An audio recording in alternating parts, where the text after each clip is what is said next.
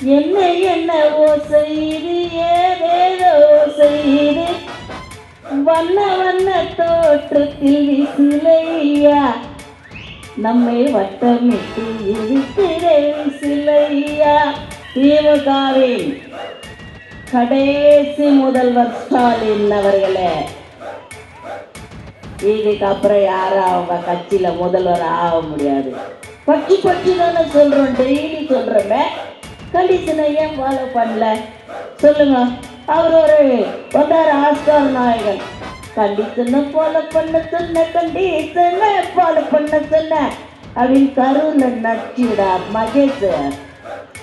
மகேஷ் எங்க கோழி முட்டையில ஏண்டா புழுனா, கோழி பூச்சி திணிச்சான், முட்டையில புழு வந்துச்சான். என்ன என்னவோ செய்து ஏதேதோ செய்து வண்ண வண்ண தோற்றத்தில் விசிலையா நம்மை வட்டமிட்டு இருக்கிற விசிலையா. விசில் சின்ன ஓசை கேக்குதையா, அது எங்கும் நம் வெற்றியை சொல்லுதையா. விசிலோசை எங்கும் ஒலிக்குதையா, விசிலோசை எங்கும் ஒலிக்குதையா. அது தாவேகாவின் வெற்றியை சொல்லுதையா. நம்ம சின்னம் விசிலையா, உண்மை சின்னம் விசிலை, ஒரே சின்னம் விசிலையா, வெற்றி சின்னம் விசிலையா. போடு விசில. திமுகவின் கடைசி முதல்வர் ஸ்டாலின் அவர்களே, இதுக்கப்புறம் யாரும் அவங்க கட்சியில முதல்வர் ஆக முடியாது. ஏன்னா பயத்துல தான் அள்ளி சில்ல அத்தனையும் சேர்த்துக்கின்னு துட்டு செலவு பண்ணி நிற்குது. அதுதான் விஷயம், வேற ஒன்றும் இல்லை. சட்டமும் ஒழுங்கும் முதல்வர் ஸ்டாலினிடத்தில் இருக்கிறது என்றால் கற்பழிப்புகள் ஏன் நடக்கின்றது? பாலியல் வன்புணர்வு ஏன் நடக்கின்றது? கஞ்சா ஏன் விற்கப்படுகிறது? சாராயம், கள்ள சாராயம் ஏன் விற்கப்படுகிறது? சட்டம் ஒழுங்கு அவர்கிட்ட தான் இருக்கு அப்படின்னு சொன்னா இதெல்லாம் எப்படி நடக்குது? கண்டிஷன் ஃபாலோ பண்ணலையோ? கட்சி கட்சி தானே சொல்றோம், டெய்லி சொல்றோமே. கண்டிஷனை ஏன் ஃபாலோ பண்ணல சொல்லுங்க. அவர் வந்தார் ஆஸ்கார் நாயகன். கண்டிஷனை ஃபாலோ பண்ண சொன்ன, கண்டிஷனை ஃபாலோ பண்ண சொன்ன அப்படின்னு கருவுல நச்சுடா மகேஷ்.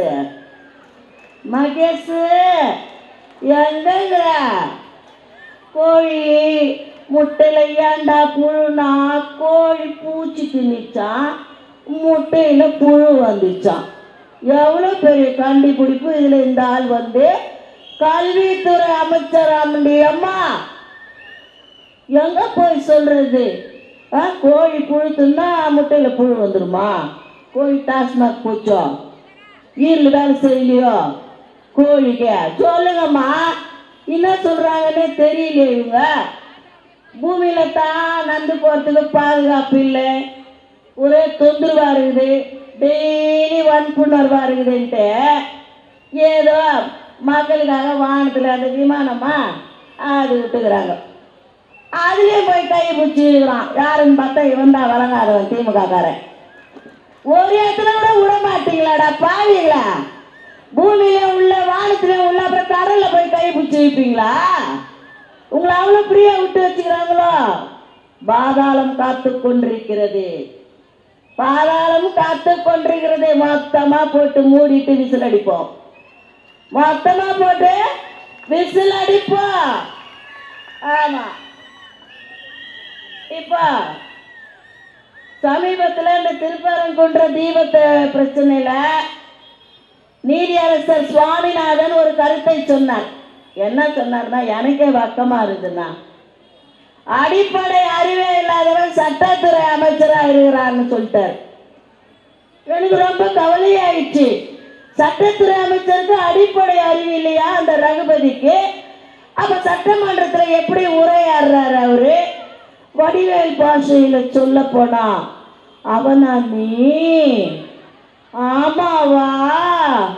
உனக்கு இதெல்லாம் பேச தெரியாதா? சும்மா தான் டுபாக்குரா மினிஸ்டர் ஆயிருக்கிறியா அப்படின்னு கேட்கிறாரு. ஏன்னா அடிப்படை அறிவு இல்லையா. அவர் ஒரு அமைச்சர். கொஞ்ச நாளைக்கு முன்னாடி இளைஞர் விழான்னு ஒன்று நம்ம பால்டாயில் நடத்தினார்.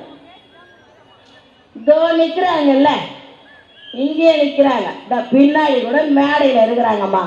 இவங்கெல்லாம் இளைஞர், இவங்க தான் உண்மையான இளைஞர். தாவேக்கா இளைஞர் படையினாலே அது ஒரு தண்ணீர் ராகம், செம்மையா இருக்கும். போத வாசனை எங்கன்னா வருதா? வராது. அவரும் நடத்தினாரு. ஃபர்ஸ்ட் பஸ்ஸில் இளைஞர் மாதிரி ஒரு கூட்டம், ஆனா இளைஞர் இல்லை. நடுவுல ஒரு கூட்டம் பாதி மப்புல இருந்து, பின்னால ஒரு கூட்டம் 10-15 வயசு குழந்தைங்க. திமுக மாநாட்டில் 10 வயசு 15 வயசு குழந்தைங்க பின்னால உக்காந்துன்னு அந்த மொபைல்ல உங்க விஜய் உயிர் என்ன வரனா, உங்க விஜய் உயிர் என்ன வரனா அப்படின்னு அந்த குழந்தைங்க பாடிட்டு இருக்கு. எங்க பார்த்தாலும் குழந்தைங்களுக்கு தெரியும் விஜய் அண்ணன் தான் வரணும்னு. வீட்டுல எல்லாம் தொல்லை பண்ணிது. எங்க வீட்டுல கூட ஆயா நீ நான் அதுல தான் இருக்கிறேன்னு அதுக்கு தெரியல, நீ விஜய் அண்ணாக்கு தான் ஓட்டு போடணும். என் வீட்டுல என் பேத்தி சொல்லுது. இப்ப நான் நடுவுல உட்காந்து இருந்ததுல அறவே கிடையாது. அது என்ன பண்ணுச்சு, அப்படியே லேசான கிறக்கத்தில் இருக்கிறது. முதல்ல உட்காந்தாங்க கொஞ்சம் இளைஞர் மாதிரி. அவங்க கையில ஒரு பை கொடுத்தாங்கப்பா. அந்த பையில சிப்ஸு, வாட்ரு, பிஸ்கெட்டு, குவாட்ரு இவ்வளோ இருந்துச்சு. அந்த எவ்வளோ நேரம் வயசானவங்களாம் ரொம்ப உட்கார முடியாது ரொம்ப நேரம். அந்த பையன் அவர் பிரித்து பார்க்குறாரு. யார்? எங்கள் அண்ணனே வச்சுக்கிய.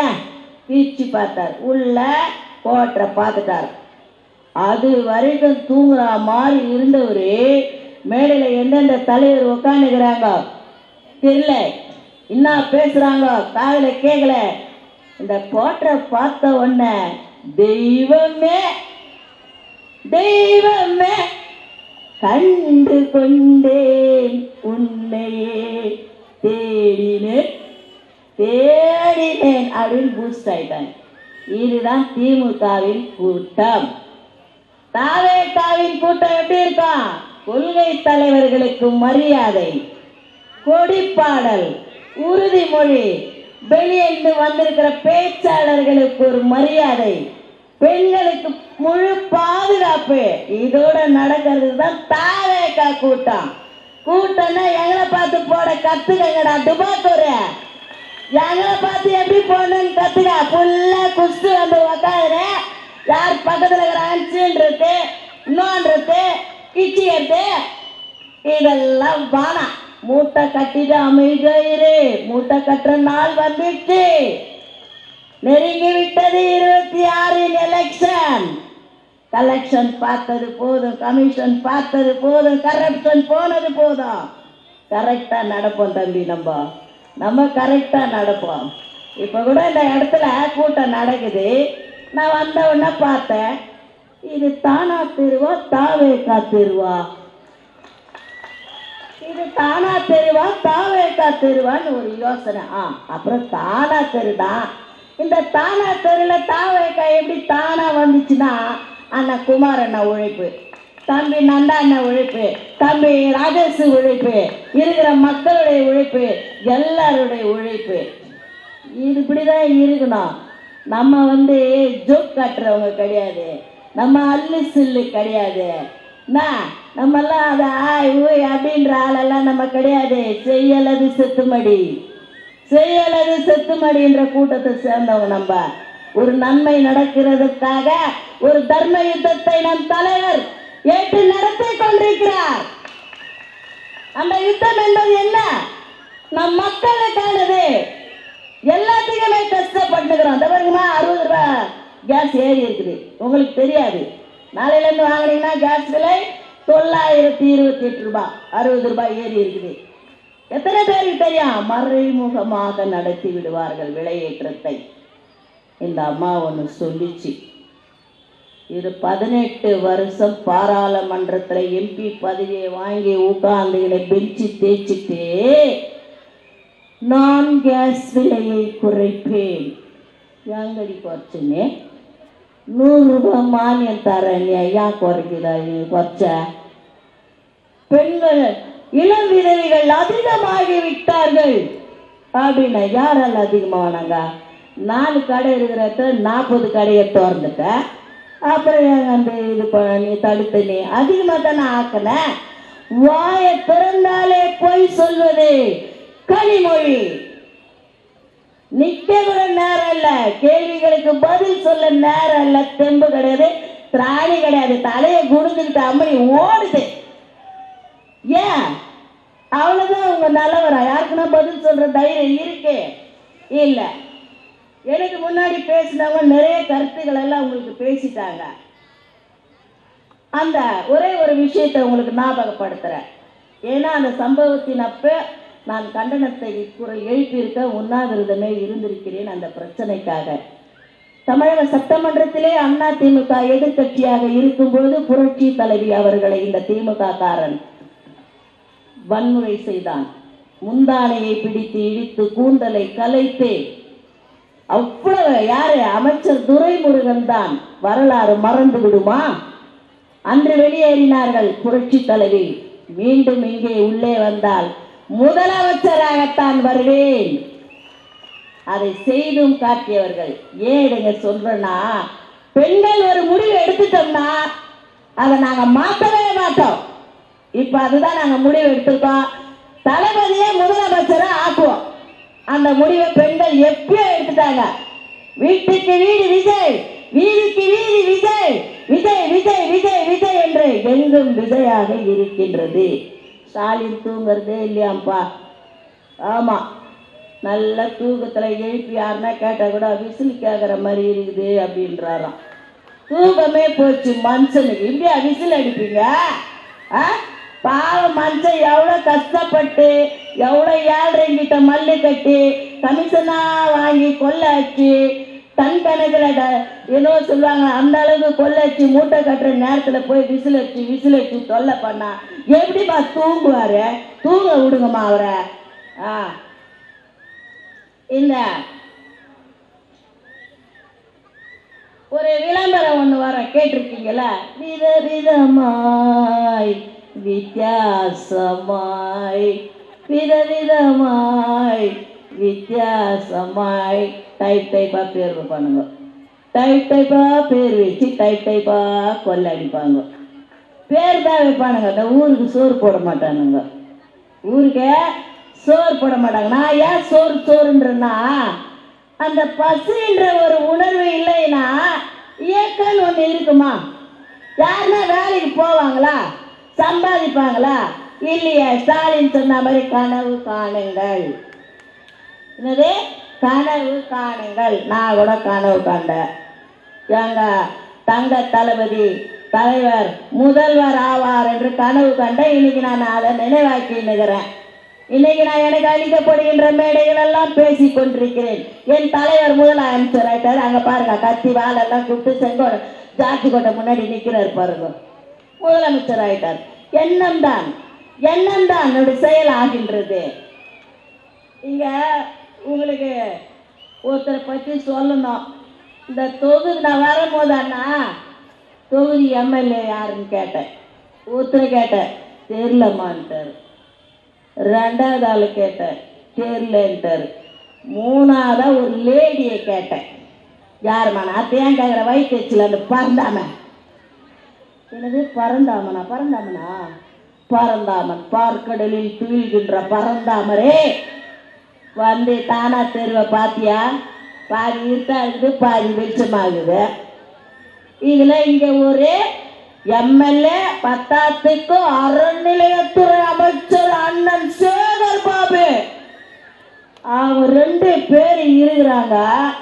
ஆனா இங்க இருக்கிற பார்க்கோ அந்த ஜிம்மோ அந்த எதுவுமே வந்து பராமரிக்கிற மாதிரி தெரியல. எல்லாம் லாக்அப் கண்ட்ரோல்ல இருக்குதுன்னு நினைக்கிறேன். தொகுதி நிதியில என்ன பண்றீங்க? நிதியை செலவு பண்றீங்களா? எடுத்துன்னு போறீங்களா? பரந்தாமனே ஓட்டு கேட்கும் போது கண்டிப்பா வந்திருப்பீங்க. அதுக்கப்புறம் இந்த மக்களை சந்தித்தீர்களா? பரந்தாமரே ஏன் வரல நீங்க இந்த பகுதிக்கு? தாவேக்கா பெண்கள் உங்களை விடமாட்டார்கள். இவ்வளவு நாள் விட்டுட்டாங்க, நீங்களும் இவ்வளவு நாள் விட்டுட்டு தான் கடைசி நேரத்தில் ஜோக் காட்டினீங்க. 1000 ரூபாய் கொடுக்குறேன், 2000 ரூபாய் கொடுக்குறேன், 10,000 ரூபாய் கொடுக்குறேன், 5000 ரூபாய் கொடுக்குறேன், கொடு 7 லட்சம் கொடு, வாங்க வாங்க வாங்க நாயினே விசிலுக்கு குத்து குத்து குத்து குத்து விசில குத்திட்டு போவோம் நாங்க. அதுதான் நடக்கும். ஒரு அம்மா, ஒரு நம்முடைய சகோதரி ஒருத்தர் இஸ்லாமியர் அக்கா வாங்கினாக்கா, அரிசி குத்துச்சு, பருப்பு குத்துச்சு, சக்கரை குத்துச்சு, வேஷ்டி குத்துது, பொடிவை கொடுக்கல. அது என்ன கொடுத்தாலும் நான் விசிலுக்கு தான் ஓட்டு குத்துது. என்னது? அது என்ன கொடுத்தாலும் நான் விசிலுக்கு தான் கொடுப்பேன் அப்படின்னு சொல்றாங்க. இறுதியாக உங்களிடத்துல, ஏன்னா எல்லாரும் எல்லா கருத்தையும் பேசிட்டாங்க, டைம் வேஸ்ட் பண்ணக்கூடாது, முடிய போகுது டைம் வேற. மீண்டும் ஒரு பாடலை நினைவுபடுத்துகிறேன். எங்கள் வாக்கை வாங்கி ஏமாற்றி பிடித்து போனவன் போனாண்டி, காசு கொடுத்து ஓட்டு வாங்க வந்தாலும் வருவாண்டி, போய் போய் போய் போனவன் போனாண்டி. எலெக்ஷன் நேரத்தில் ஓட்டு கேட்டு கால விழுந்தாண்டி, அத்தோட போய் இப்பதான் ஓட்டத்தான் கேட்டாண்டி, போய் போய் போய் போனவன் போனாண்டி. போனவன் போனதாவே இருக்கட்டும், நம்ம தான் வந்துட்டோம். விசில் சின்னத்துக்கு வாக்களிச்சு நம்ம தலைவரை முதலமைச்சரை உட்கார வைக்கணும். நம்ம தலைவர் சொன்ன அந்த வரிகளை உங்களுக்கு நான் ஞாபகப்படுத்துகிறேன். எங்கள் வாக்கு எங்கள் உரிமை. சொல்லுங்க, எங்கள் வாக்கு எங்கள் உரிமை. எங்கள் வாக்கை யாருக்காகவும் விற்க மாட்டோம், விசிலுக்குத்தான் ஓட்டு போடுவோம். இதுல உறுதியா இருங்க. இங்க யாருக்கு தலைவர், நம்ம தலைவர் வாய்ப்பு கொடுக்கிறாரோ அவர் தலைவர் தான் நிற்கிறார் என்ற நினைப்பு இருக்கணும். அண்ணனுக்குமே கொடுத்தாலும் அண்ணன் விஜய் குமார், அக்காவுக்கு கொடுத்தா அக்கா விஜி தேவகி, தம்பி கொடுத்தா விஜி நந்தா, இந்த தம்பி கொடுத்தா விஜி ராஜேஷ்.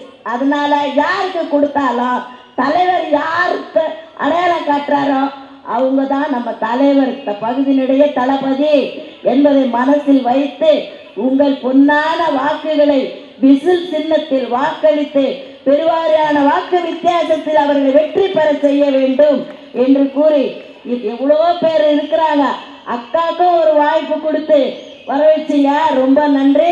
இந்த மாவட்ட கழகத்துக்கும் அந்த நிர்வாகி, ஏற்பாடு செய்த நிர்வாகிக்கும், என்னை இங்கே அனுப்பி வைத்த என்னுடைய வடசென்னை வடக்கு மாவட்டத்து செயலாளர் தளபதி சிவா அவர்களுக்கும் நன்றி பாராட்டி இடம் சார்கிறேன். நன்றி, வணக்கம்.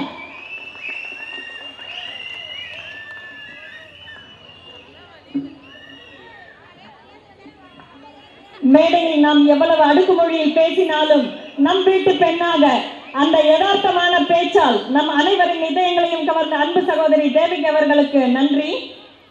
அடுத்ததாக கமாண்டர்